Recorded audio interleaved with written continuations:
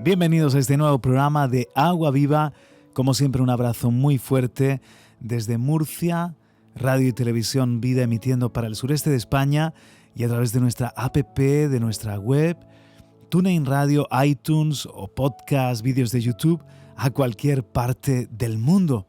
Saludo con cariño a nuestros hermanos de otras emisoras y medios de comunicación como Dinamis Radio, todos sus repetidores en España, Ona Pau, Onda Paz en Cataluña. Un abrazo a toda esa audiencia que ama el agua de la palabra de Dios y siempre tenemos algo preparadito, semana a semana, media hora aproximadamente en Agua Viva.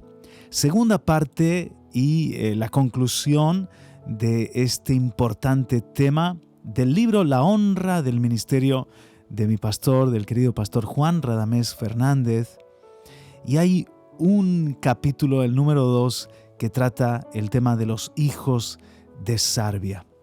Para mí es una mina de oro la enseñanza de estos hombres, 3, Joab, Abisai y Asael, hijos de Sarvia, sobrinos de David, y que tenían grandes virtudes, eran grandes guerreros, valientes, y mostraron también en sus hazañas que debían ser contados como los hombres líderes en Israel, hombres líderes de David. Sin embargo, hay un momento cuando David clama: ¿qué tengo yo con vosotros, hijos de Sarvia? Porque no tenían el corazón del rey. Hay una enseñanza que concluimos, que completamos, como digo, en este segundo programa de Agua Viva dedicado a los hijos de Sarvia.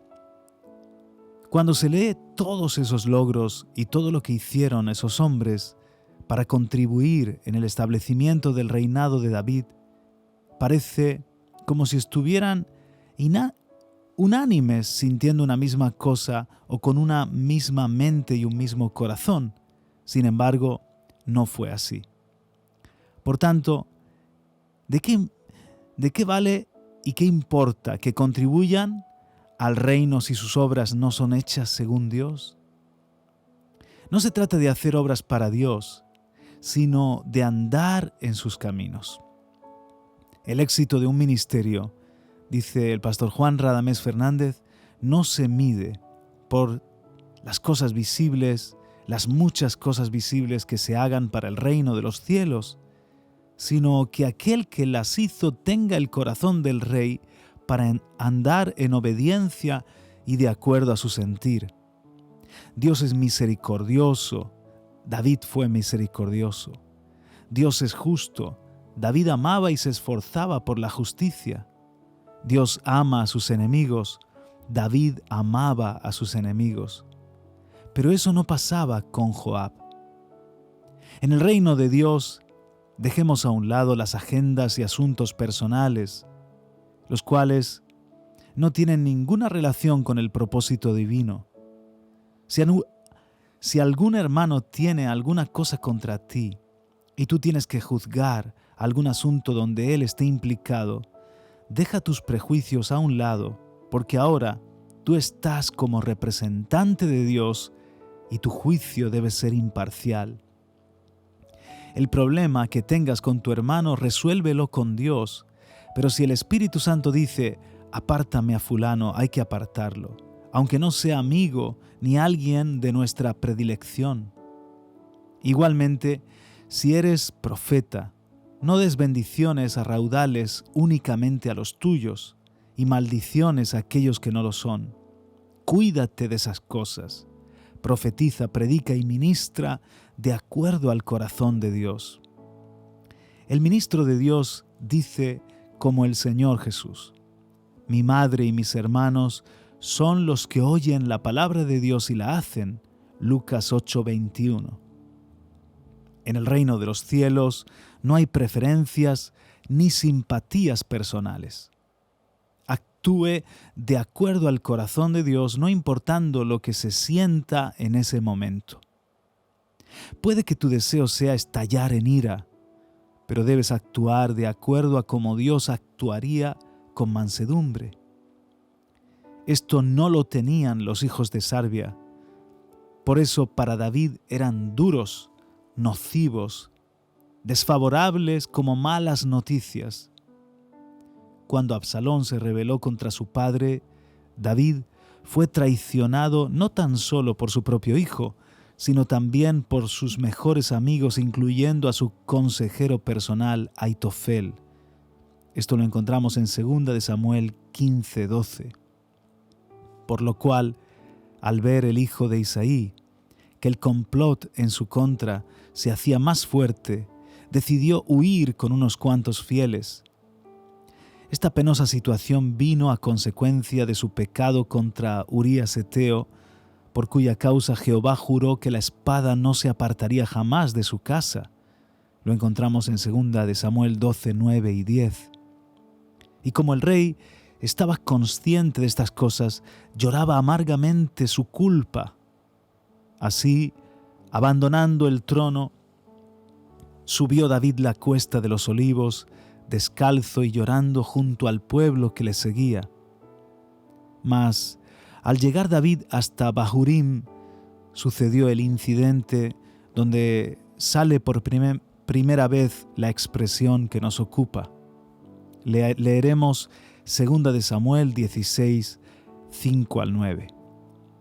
Y aquí salía uno de la familia de la casa de Saúl, el cual se llamaba Simeí, hijo de Gera, y salía maldiciendo y arrojando piedras contra David y contra todos los siervos del rey David, y todo el pueblo y todos los hombres valientes estaban a su derecha y a su izquierda.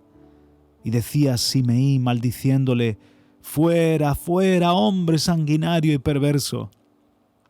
Jehová te ha dado el pago de toda la sangre de la casa de Saúl, el lugar del cual tú has reinado, y Jehová ha entregado el reino en mano de tu hijo Absalón. Y hete aquí sorprendido en tu maldad, porque eres hombre sanguinario». Entonces Abisai, hijo de Sarbia, dijo al rey: «¿Por qué maldice este perro muerto a mi señor el rey? Te ruego que me dejes pasar y le quitaré la cabeza». Nota cómo los fieles valientes protegían a David, rodeándolo, estando a su derecha y a su izquierda. Abisai no pudo sufrir el insulto y las maldiciones que Simeí decía contra David y estalló en celo. «¿Qué se cree este perro muerto que maldice a mi rey? Déjenme que le arranque la cabeza». Mas David, quien era el blanco de todas aquellas maldiciones, reaccionó diciendo: «¿Qué tengo yo con vosotros, hijos de Sarbia? Si él así maldice, es porque Jehová le ha dicho que maldiga a David. ¿Quién pues le dirá por qué lo haces así?». 2 de Samuel 16:10. Al analizar este incidente, es lógico que alguien diga: «¿Pero por qué David reaccionó así contra Abisai? ¿Por qué se enoja contra un hombre que lo está defendiendo? Este hombre ha arriesgado su vida por él. En el momento en el que todos sus amigos lo traicionaron, él permaneció, y todavía marchando hacia su exilio, aparentemente derrotado, su celo no merma y demanda respeto para su rey». Es cierto, parece leal y noble la reacción de Abisai a favor del rey. Sin embargo, David se enoja y en su expresión denota descontento por su manera de obrar y de reaccionar. En otras palabras, David le dice: «¿Pero qué tengo yo con ustedes? Esa no es mi forma de resolver los problemas. Yo no necesito que nadie me defienda, a mí me defiende Dios. Yo no resuelvo los problemas con mis manos ni con violencia. Mi vida está sometida a la soberanía de Dios». David, más que a un enemigo que lo maldecía, veía a Dios que lo estaba disciplinando, tal como lo expresara el salmista en el Salmo 119, 71. «Bueno me es haber sido humillado para que aprenda tus estatutos». Todo lo que le ocurría a David, él se lo atribuía a Dios.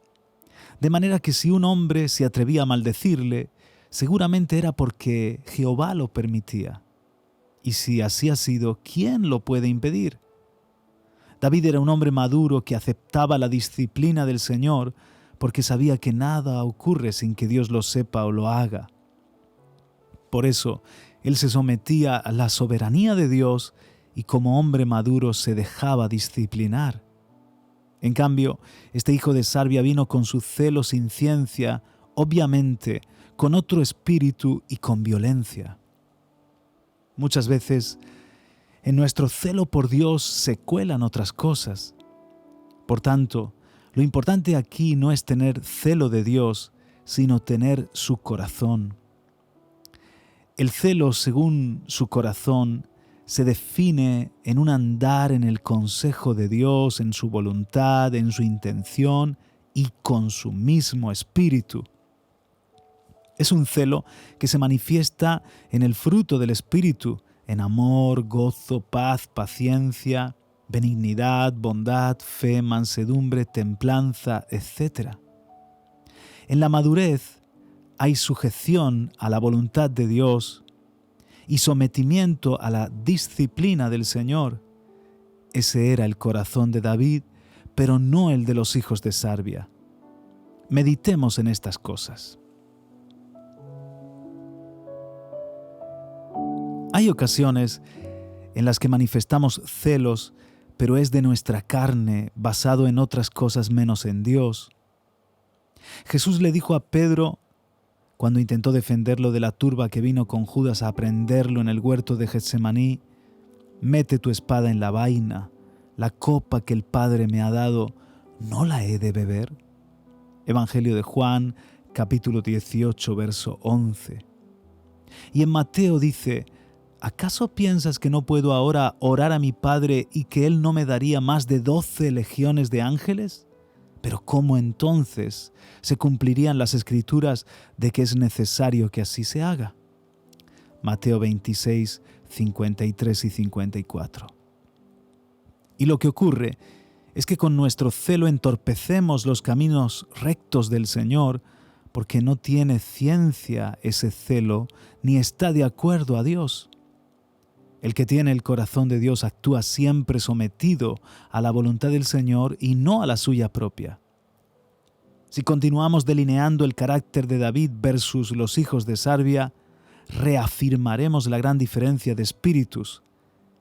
El del rey, apacible, mientras el de ellos vengativo y sanguinario.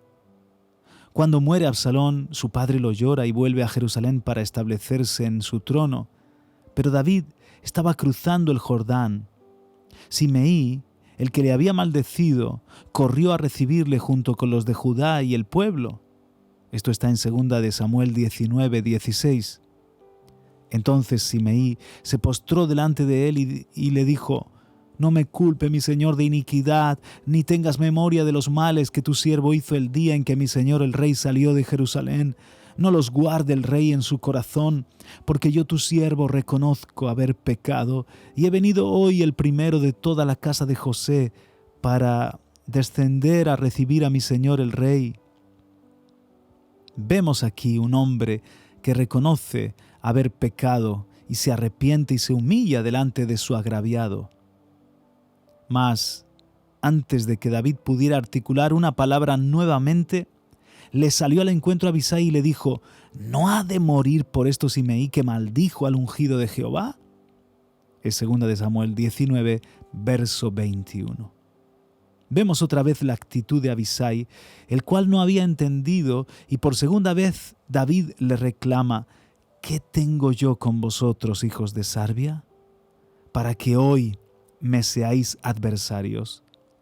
¿Ha de morir hoy alguno en Israel? Pues no sé yo que hoy soy rey sobre Israel». Y dijo el rey a Simeí: «No morirás». Y el rey se lo juró.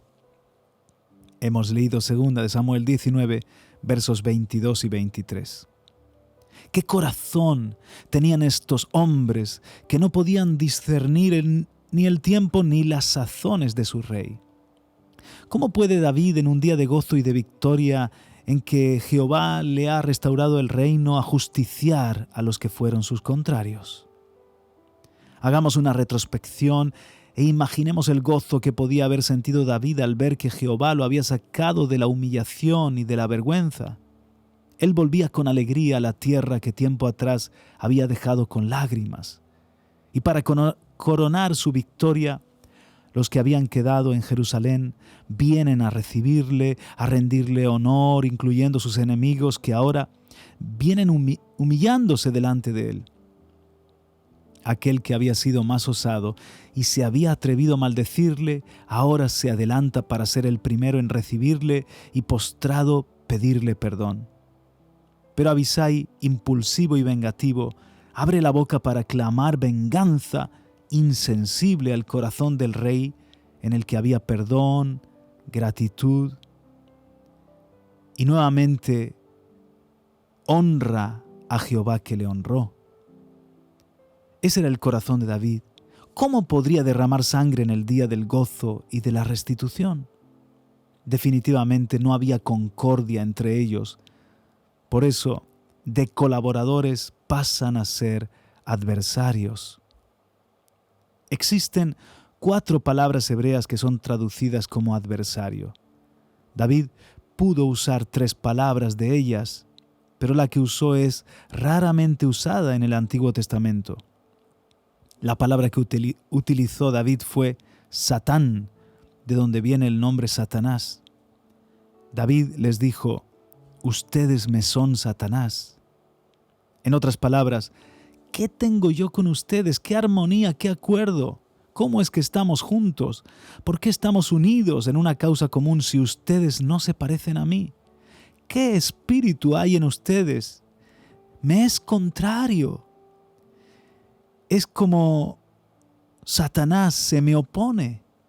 Y es que podemos hacer un montón de cosas, pelear las guerras del reino, hacer proezas, conquistar naciones, ser leales a nuestro rey, cuidarlo, celarlo, exponernos por él, gastar nuestras vidas y recursos, y al final de todo se convierte en algo vano si no tenemos su espíritu ni su corazón.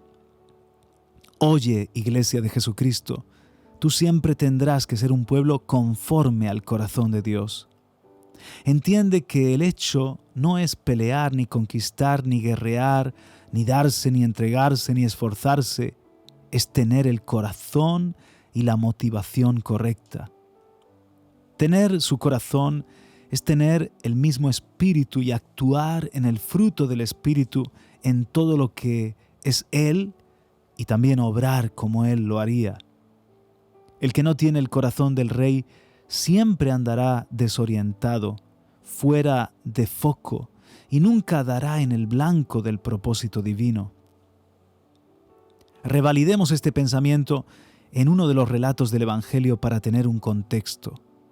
Pedro le dijo a Jesús: «Tú eres el Cristo, el Hijo del Dios viviente», Mateo 16:16. Expresando así una verdad que solo podía ser revelada por el Padre que está en los cielos.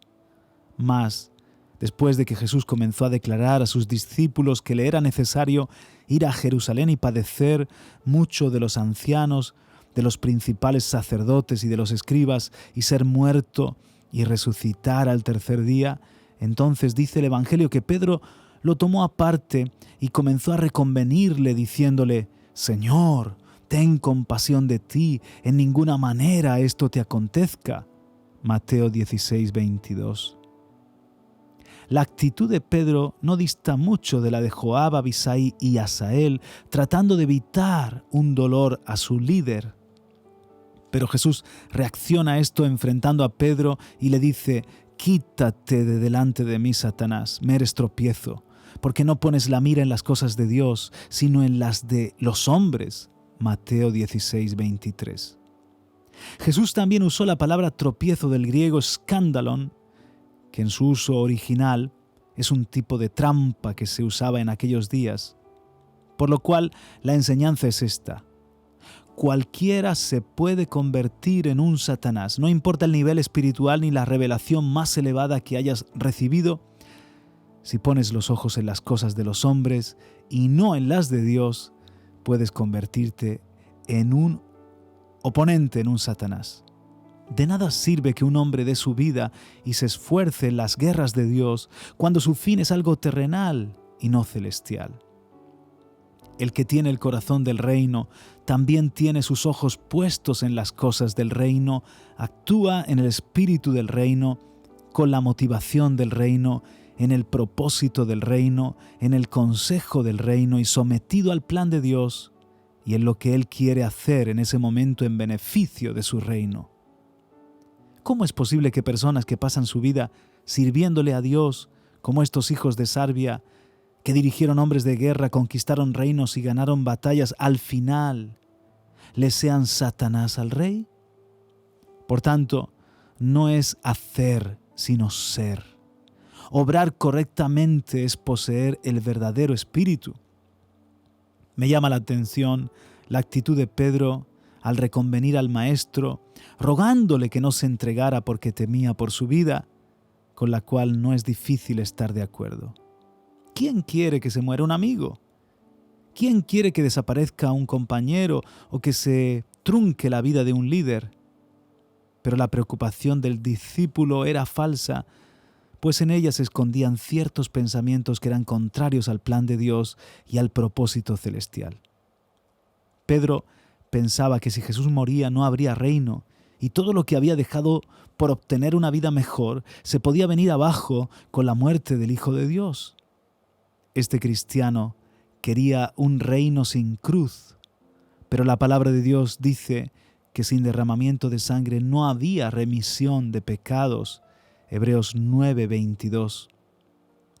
La gloria se escribe con sangre. Si Cristo no muere, no hay gloria.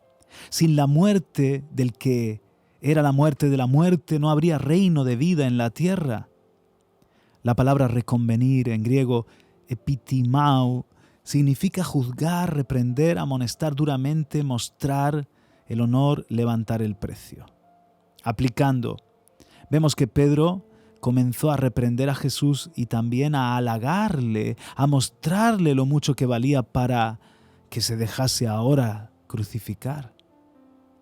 Podemos decir que Pedro le prestó la boca a Satanás diciendo: reacciona, es que te has vuelto loco, tú vales mucho, tú no puedes dar tu vida. ¿Qué es eso de ir a la muerte? Tu vida vale más, no te entregues, ten compasión de ti. Increíble. Pedro el pescador reprendiendo al Hijo de Dios. Satanás quería ponerle tropiezo a Cristo para que no muriera y se aprovechó de esa falsa compasión del discípulo.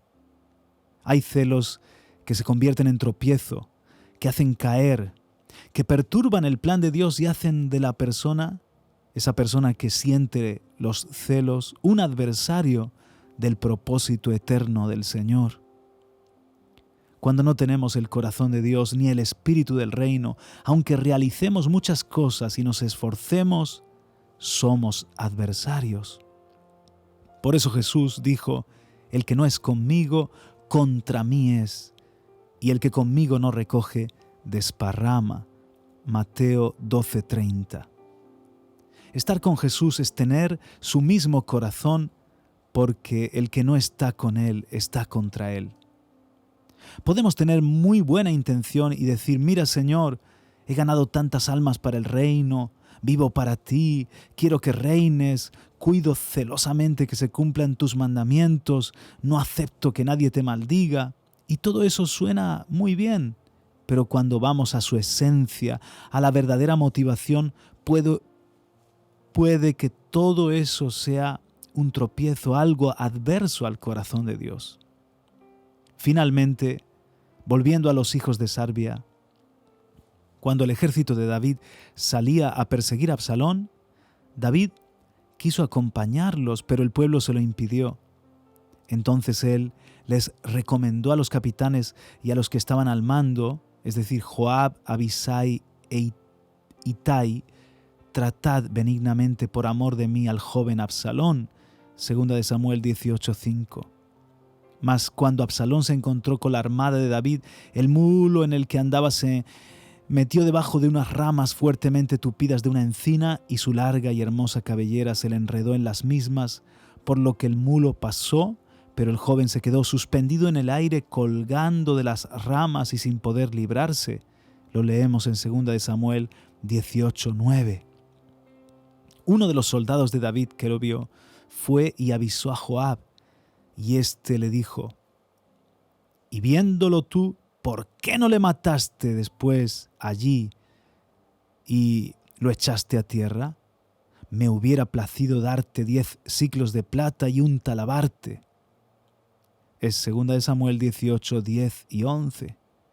El hombre sorprendido le respondió: «Aunque me pesaras 1000 siclos de plata, no extendería yo mi mano contra el hijo del rey, porque nosotros oímos cuando el rey te mandó a ti y a Abisai y a Itai, diciendo: mirad que ninguno toque al joven Absalón».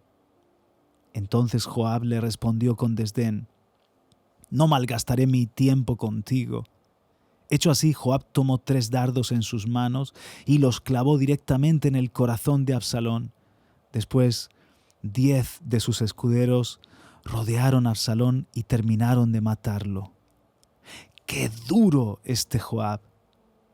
¿Qué tenían estos hijos de Sarbia con David que ni siquiera a su propio hijo perdonaron? Aparentemente Joab había matado a Absalón por haberse rebelado contra el rey, pero la verdadera razón fue otra.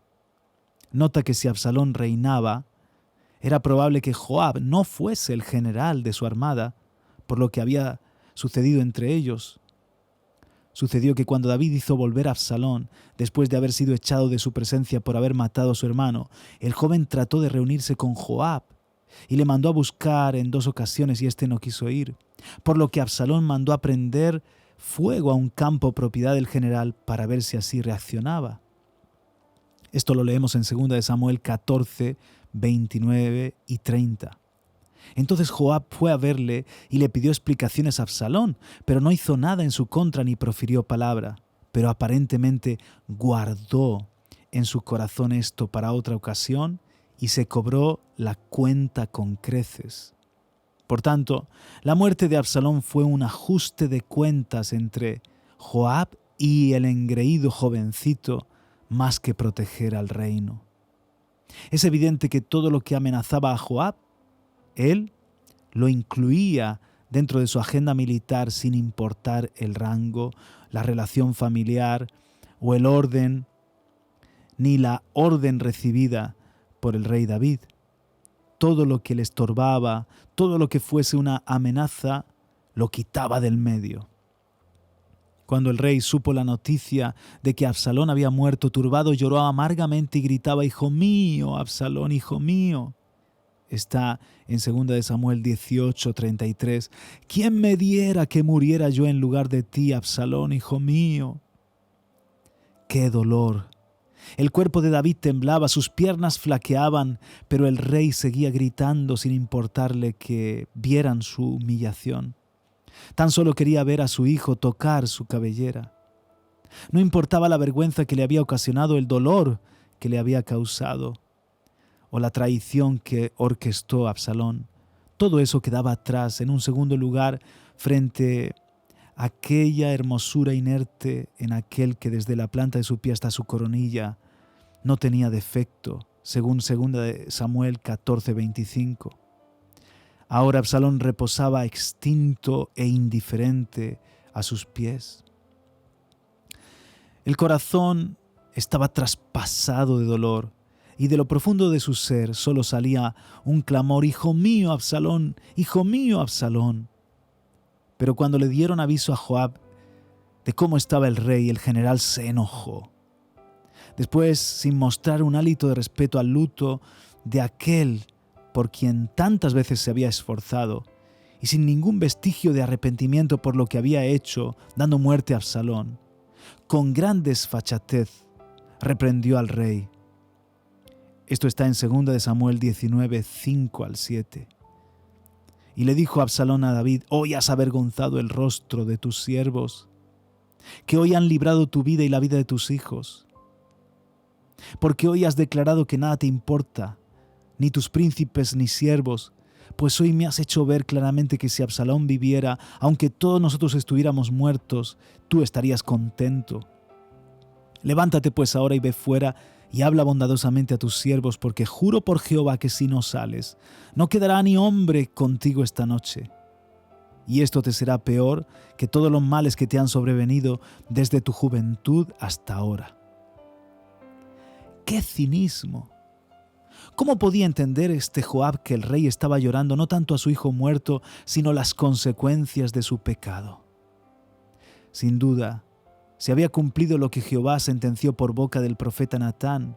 He aquí yo haré levantar el mal sobre tu misma casa y tomaré tus mujeres delante de tus ojos y las daré a tu prójimo, el cual yacerá con tus mujeres a la vista del sol.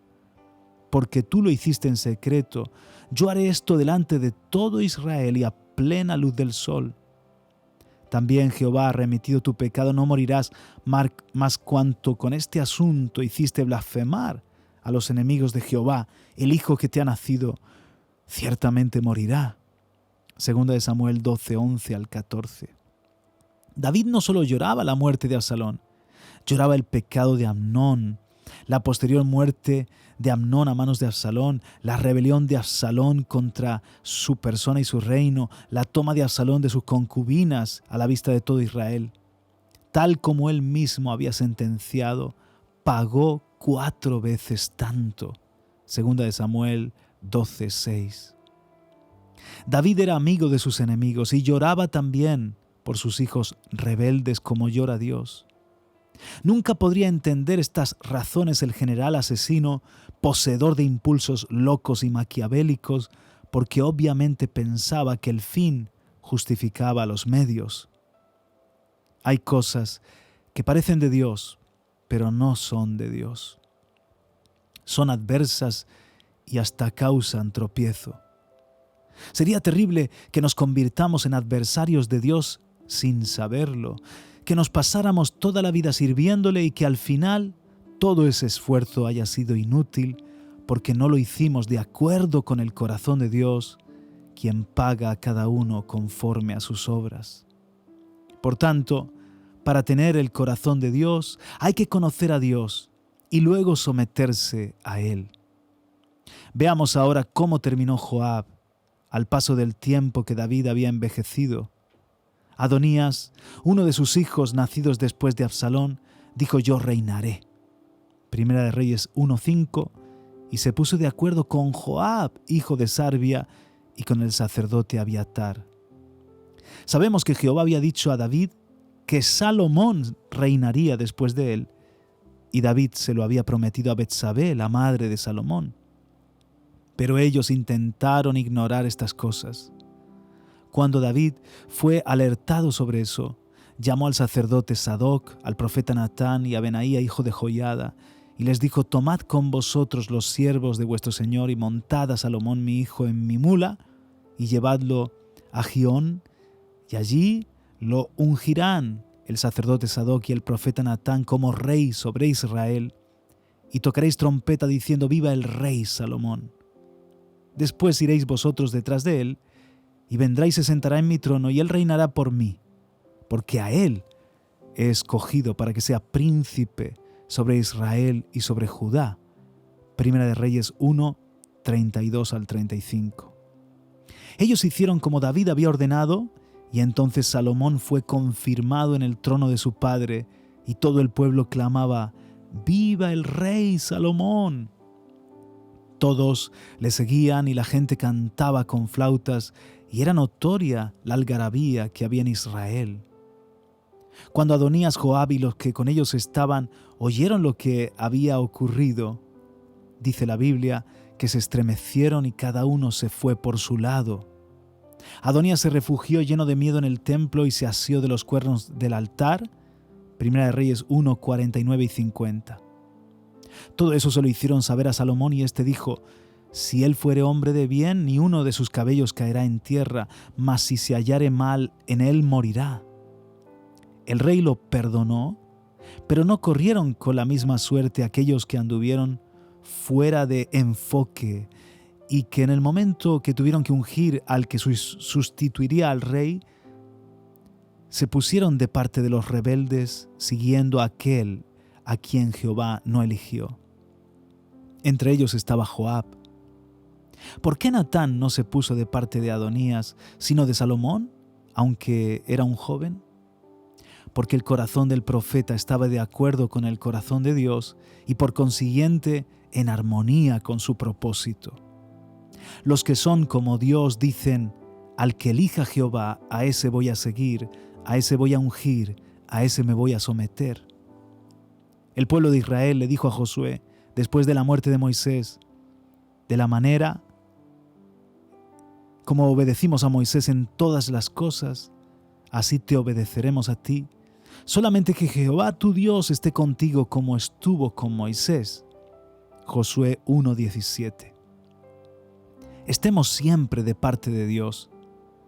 Luego vemos, cuando llegó el tiempo que David había de morir, llamó a su hijo Salomón para aconsejarle, pero también le advirtió: ya sabes tú lo que me ha hecho Joab, hijo de Sarvia, lo que hizo a 2 generales del ejército de Israel, a Abner, hijo de Ner, y a Amasa, hijo de Jeter, a los cuales él mató, derramando en tiempo de paz la sangre de guerra, y poniendo sangre de guerra en el talabarte que tenía sobre sus lomos y en los zapatos que tenía en sus pies.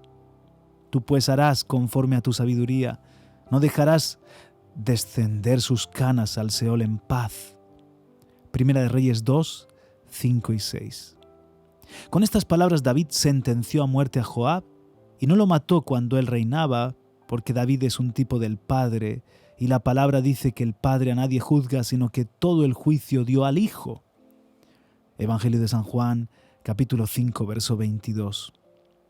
Más tarde vemos que Salomón ordenó en Primera de Reyes 2, 31 al 34, mátale y entiérrale, y quita de mí y de la casa de mi padre la sangre que Joab ha derramado injustamente, y Jehová hará volver su sangre sobre su cabeza, porque él ha dado muerte a 2 varones más justos y mejores que él, a los cuales mató a espada sin que mi padre David supiese nada, Abner, hijo de Ner, general del ejército de Israel, y a Amasa, hijo de Jeter, general del ejército de Judá.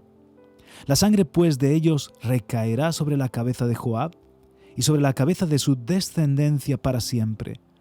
Mas sobre David y sobre su descendencia y sobre su casa y sobre su trono habrá perpetuamente paz de parte de Jehová. Entonces Benaía, hijo de Joiada, subió y arremetió contra él y lo mató, y fue sepultado en su casa en el desierto.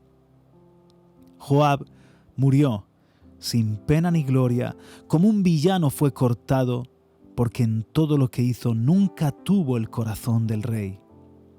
Y fueron puestos otros en lugar de todos aquellos que obraron fuera de la voluntad de su Señor. Cuando lleguemos a la presencia de Dios, puede que nos parezca injusto ver a muchos grandes que hicieron proezas para Dios, y Él dirá en aquel día: nunca os conocí, apartaos de mí, hacedores de maldad, como leemos en Mateo 7:23. ¿Cómo puede ser si esos hombres dedicaron toda su vida a Dios? La respuesta está en 2 de Timoteo 2:14. Conoce el Señor a los que son suyos. No es hacer, sino es ser. Pues los que son como Dios actúan como Dios y nunca andan errados o equivocados, ni motivados por un mal espíritu, porque tienen el corazón del Rey. A esos Dios nunca les dirá: ¿qué tengo yo con ustedes? Que el Señor nos bendiga y que haga que esta verdad quede para siempre en nuestros corazones, para que todas nuestras obras sean hechas en Dios y de acuerdo a su corazón. Y así terminamos esta porción del libro La honra del ministerio, titulada ¿Qué tengo yo que ver con vosotros? ¿O qué tengo yo con vosotros, hijos de Sarvia?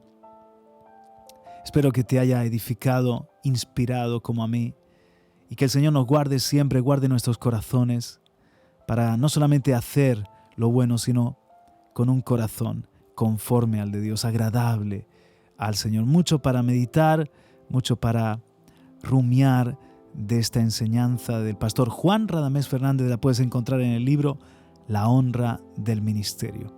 Esto ha sido todo aquí en Agua Viva. Un honor, un placer, y hasta la semana que viene se despide tu amigo y servidor Juan Carlos Parra.